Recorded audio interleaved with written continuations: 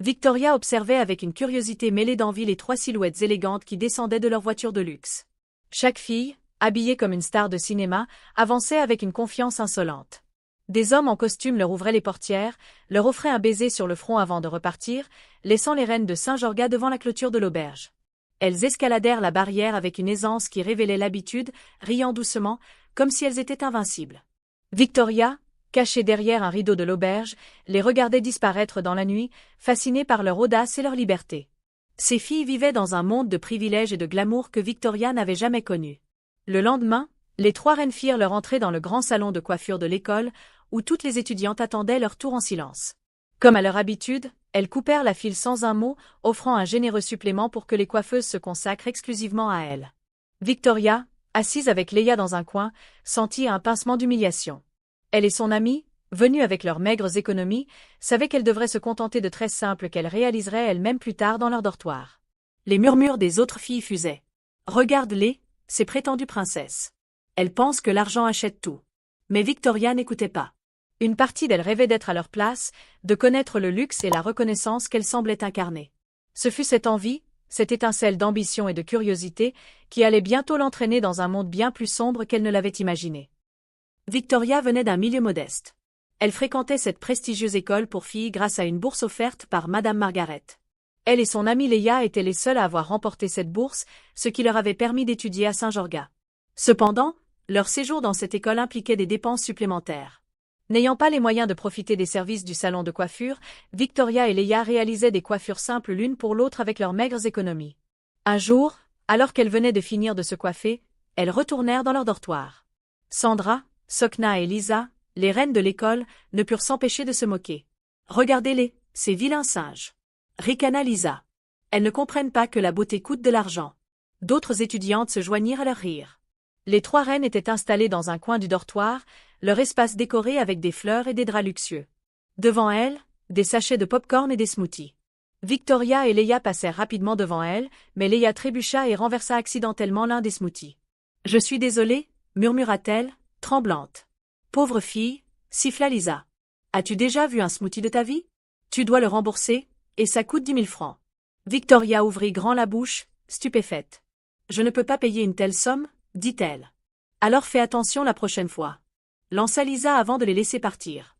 Le lendemain, en classe, Lisa vint vers Victoria pour entamer une conversation. « Tu travailles dur, n'est-ce pas » commença-t-elle. « Oui, bien sûr, répondit Victoria. « Eh bien, nous sortons samedi prochain. Si tu viens avec nous, on te considère comme l'une des nôtres. Beaucoup de filles rêvent de cette opportunité, mais je me sens attirée par toi par pitié. » Victoria, choquée, répondit. « Une fête? Où ça? Ne me dis pas que tu es la seule fille de Saint-Jorga à ignorer que les trois princesses organisent des fêtes tous les samedis soirs. Que le règlement de l'école l'autorise ou non, nos parents sont influents et ici, nous faisons les règles.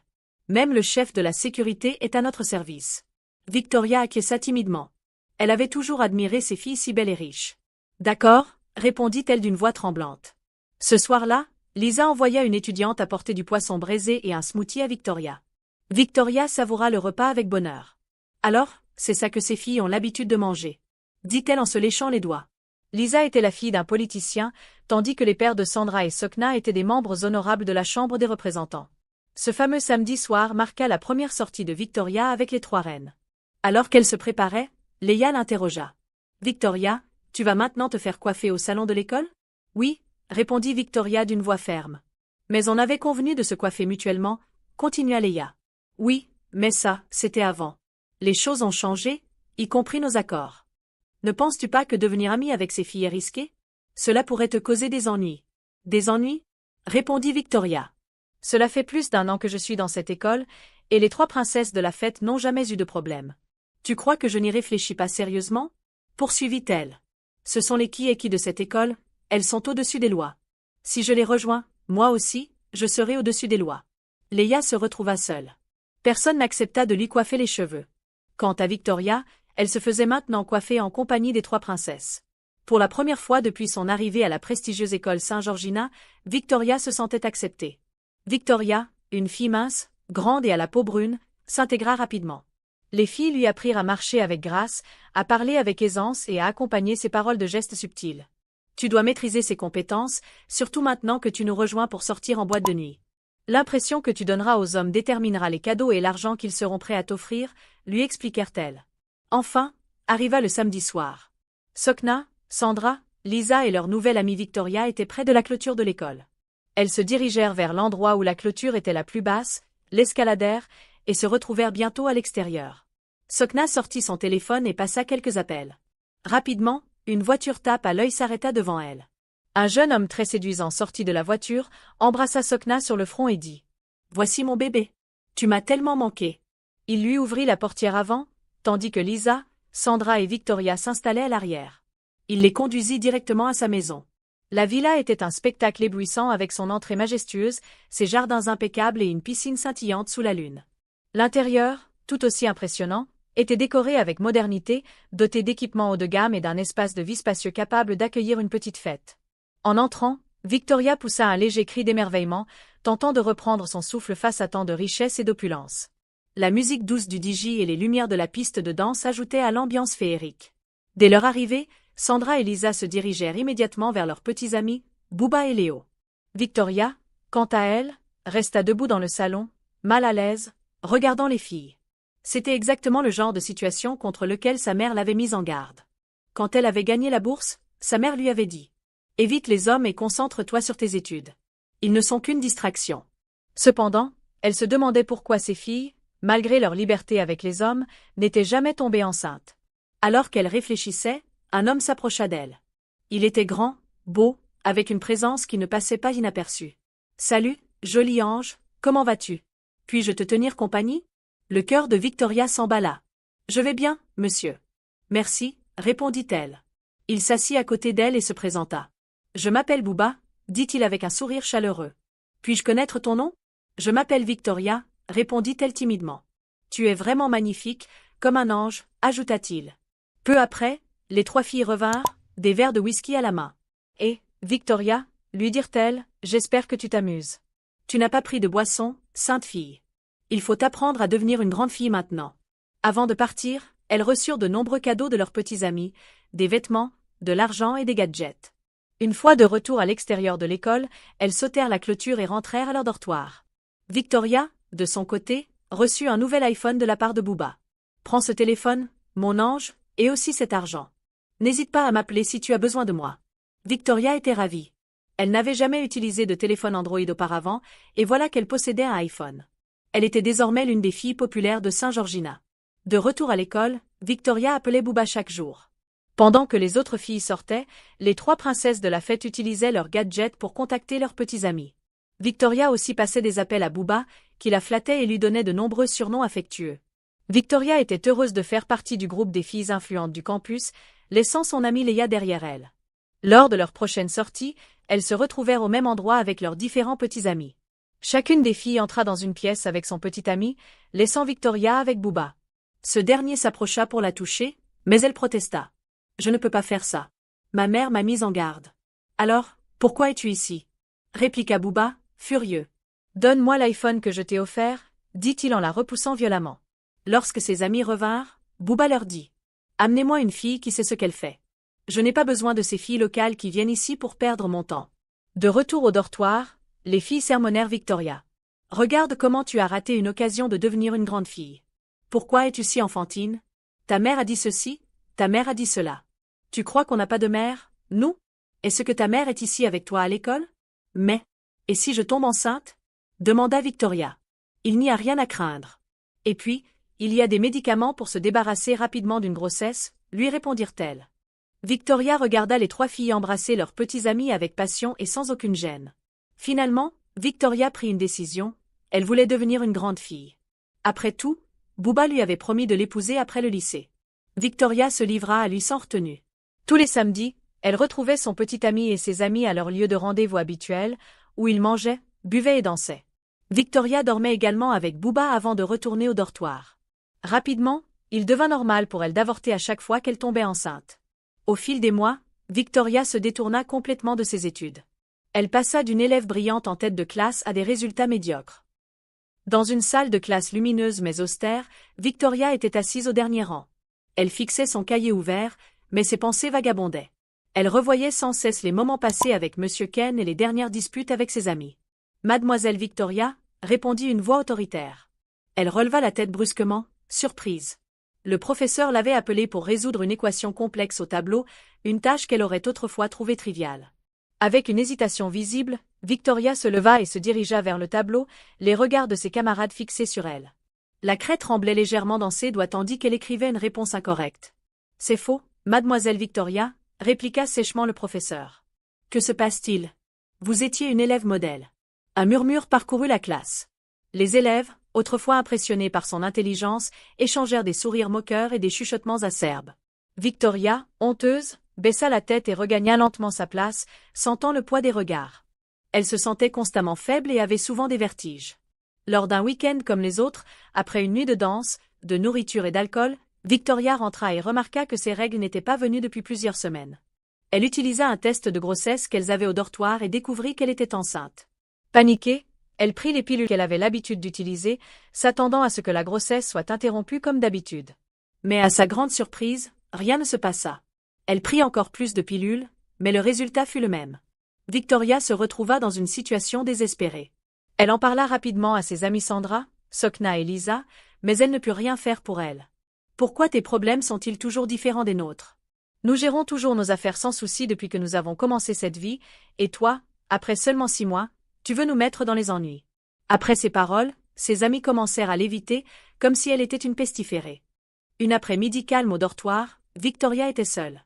Ses amis étaient sortis, laissant leurs affaires éparpillées. En cherchant un livre sur une étagère, elle renversa accidentellement une pile de cahiers. Parmi eux, un journal au cuir usé attira son attention. Le journal appartenait à Lisa. Hésitante, Victoria ouvrit doucement la couverture, luttant contre la culpabilité de lire quelque chose d'aussi personnel. Mais sa curiosité prit le dessus. Les premières pages étaient remplies de récits de soirées et d'amitié, mais bientôt, les écrits devinrent sombres. Lisa y décrivait ses propres luttes avec les avortements qu'elle avait subis, ses craintes de ne plus jamais pouvoir avoir d'enfants, et ses regrets d'avoir abandonné ses rêves pour une vie de plaisirs éphémères. Victoria sentit un poids sur sa poitrine en lisant les mots. Lisa, qui semblait toujours si confiante et invincible, cachait ses propres peurs et douleurs. Pour la première fois, Victoria réalisa que derrière les sourires et les rires de ses amis, il y avait des cicatrices qu'elle dissimulait bien. Elle referma le journal, les mains tremblantes. Les paroles résonnaient dans son esprit, « Je me demande parfois si cette vie vaut la peine. Mais je ne peux plus reculer. » Son ventre commençait maintenant à s'arrondir, car sa grossesse avait dépassé les 3 mois. Cette nuit-là, après une journée lourde de réflexion et d'émotion, Victoria s'endormit difficilement. Son sommeil fut agité, hanté par un rêve étrange et troublant. Elle se retrouva soudain dans son village natal, au milieu de la place centrale. Le soleil, d'habitude chaleureux, semblait froid et distant. Autour d'elle, des enfants pleuraient, leurs visages flous et inaccessibles. Leurs mains tentaient de s'accrocher à elle, mais chaque fois qu'elle tendait les bras pour les réconforter, ils semblaient s'éloigner davantage. « Pourquoi pleurez-vous » demanda-t-elle, sa voix emplie de détresse. Mais aucun son ne sortit de leur bouche. Ils la regardaient avec des yeux emplis de reproches, leur douleur muette résonnant comme un écho dans son esprit. Elle sentit une vague de panique l'envahir, une peur profonde qu'elle ne pouvait nommer. Puis, au loin, elle aperçut sa mère, debout sur le seuil de leur maison, la regardant fixement. Ses lèvres bougeaient, comme si elle prononçait des paroles, mais Victoria ne pouvait rien entendre. Les enfants pleuraient de plus en plus fort, et la vision devint insupportable. Elle se réveilla en sursaut, le cœur battant, trempé de sueur. Le silence du dortoir était assourdissant, et elle réalisa qu'elle avait les larmes aux yeux. Un samedi soir, Victoria se rendit seule chez Bouba. Depuis qu'il avait appris qu'elle était enceinte, il refusait de répondre à ses appels. Déterminée à l'affronter, elle se rendit à l'adresse qu'elle connaissait pour être sa maison. Elle frappa à la porte, son cœur battant la chamade. À sa grande surprise, une femme très belle et élégamment vêtue ouvrit la porte. « Je cherche Bouba », dit Victoria, la voix tremblante. « Oh, il a conduit mon mari quelque part », répondit Madame Lorita. « Puis-je l'attendre » demanda Victoria. « Et qui êtes-vous » répliqua Madame Lorita. « Je suis sa petite amie », répondit Victoria.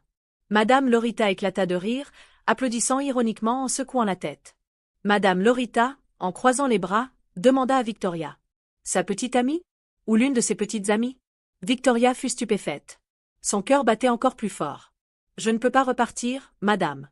Je suis enceinte de lui, » répondit-elle timidement. « Enceinte d'un homme marié dont la femme et les enfants vivent au village » s'exclama Madame Lorita. Victoria balbutia, essayant de se défendre. Mais Bouba a toujours affirmé que cette maison lui appartenait. Madame Lorita secoua la tête avec exaspération. Écoute-moi bien, jeune fille. Bouba est notre chauffeur. Nous étions partis en vacances pendant 6 mois, et c'est ainsi qu'il a commencé à raconter des mensonges et à tromper des femmes en prétendant que cette maison était la sienne. En dehors de sa femme et de ses enfants au village, tu es la 3e femme à venir ici et à affirmer être enceinte de lui. Victoria resta figée, incapable de dire un mot. Elle s'effondra au sol, mit ses mains sur sa tête, et se mit à pleurer bruyamment. Calme-toi, jeune fille, dit Madame Lorita d'une voix plus douce. Tu as une mère? Oui, répondit Victoria entre 2 sanglots. Alors, si tu sais ce qui est bon pour toi, retourne auprès de ta mère, conseilla Madame Lorita.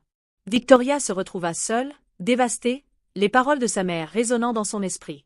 Elle ne savait plus quoi faire, retourner chez sa mère au village ou revenir au dortoir. Elle se rappela qu'elle n'avait pas assez d'argent pour voyager, et même si elle en avait, pouvait-elle vraiment affronter sa mère après avoir ignoré ses conseils? Alors qu'elle repensait à sa situation, un souvenir ancien mais réconfortant émergea dans son esprit. Elle se revoyait dans la cuisine familiale, un endroit chaleureux avec des murs de terre cuite et des étagères pleines d'ustensiles faits à la main. Sa mère, une femme forte avec des mains marquées par le travail, était à ses côtés, pétrissant de la pâte. « Victoria », disait sa mère d'une voix douce, tout en façonnant des galettes. « Tu as entendu parler de Niara, la fille du village qui a tout abandonné pour un homme ?» Victoria, alors une jeune femme curieuse, secoua la tête. « Non, maman. Que lui est-il arrivé ?» Sa mère s'essuya les mains sur son pagne et la regarda dans les yeux. Niara était belle et pleine de promesses. Mais elle a suivi un homme qui lui faisait des promesses vides. Elle a abandonné ses études, et quand il a trouvé mieux, il l'a laissée seule. Elle a perdu tout ce qu'elle avait. Victoria écoutait, fascinée, tandis que l'odeur des galettes qui cuisinaient emplissait la pièce. « Ma fille, poursuivit sa mère, n'abandonne jamais ton avenir pour quelqu'un qui ne te valorise pas. Les promesses peuvent être aussi vides que le vent. » Le souvenir s'effaça, ramenant Victoria à la réalité de son dortoir sombre. Les paroles de sa mère résonnaient comme un écho dans son esprit, un mélange de réconfort et de douleur. Finalement, Victoria décida de retourner au dortoir et de chercher une solution. Comme d'habitude, elle escalada la clôture de l'école pour rentrer discrètement. Allongée sur son lit, Victoria réfléchissait à tout ce qui lui était arrivé. Si l'administration de l'école découvrait sa grossesse, elle serait renvoyée dans la honte. Mais affronter sa mère semblait encore plus insurmontable. Cette nuit-là, elle alla voir Lisa, s'agenouilla à ses pieds et la supplia de l'aider. Elle voulait que Lisa l'emmène chez un avorteur. D'abord, Lisa refusa, mais devant les pleurs et les supplications incessantes de Victoria, elle finit par accepter. Le samedi soir suivant, les 2 filles escaladèrent à nouveau la clôture de l'école. Hors du campus, elles se rendirent chez un avorteur clandestin. Victoria s'assit dans une chaise bancale, ses mains serrées l'une contre l'autre, ses yeux fixant le sol. Le silence pesait lourdement dans la petite pièce où elle attendait, avec Lisa assise à ses côtés, les 2 filles dans une tension palpable. Le bruit de la porte grinçant et des voix lointaines au dehors semblait déconnecté de la réalité de la chambre froide et dénuée de chaleur où elle se trouvait. L'avorteur entra finalement, un homme d'âge moyen, les traits marqués par le temps et la fatigue. Il observa Victoria un instant, son regard un peu distant, comme s'il connaissait trop bien la souffrance qu'elle portait en elle. Il soupira avant de prendre la parole d'une voix calme mais grave. « Tu sais, j'ai vu beaucoup de jeunes femmes comme toi, celles qui viennent ici pleines d'espoir ou de désespoir, souvent un peu des deux. Mais il y en a une dont je ne peux jamais oublier l'histoire. » Il s'assit sur une chaise en face de Victoria, croisant les bras. Elle était plus jeune que toi, peut-être 17 ans. Elle avait tout pour réussir, une famille modeste, un brillant avenir scolaire. Mais elle a fait une erreur. Un faux mouvement. Comme toi, elle s'est retrouvée enceinte de quelqu'un qui n'était pas là pour elle. L'avorteur baissa les yeux, un nuage de tristesse passant sur son visage. Elle est venue ici, toute seule. Elle n'avait personne pour la soutenir. Et je n'ai pas pu la sauver. L'intervention a mal tourné. Les saignements ont été trop forts, trop rapides. Elle est partie avant que je puisse faire quoi que ce soit. Victoria leva les yeux, mais les siens étaient remplis de peur et d'incompréhension. Et vous n'avez rien pu faire? Il secoua la tête lentement, son regard s'éteignant un instant. Non. C'est la réalité parfois.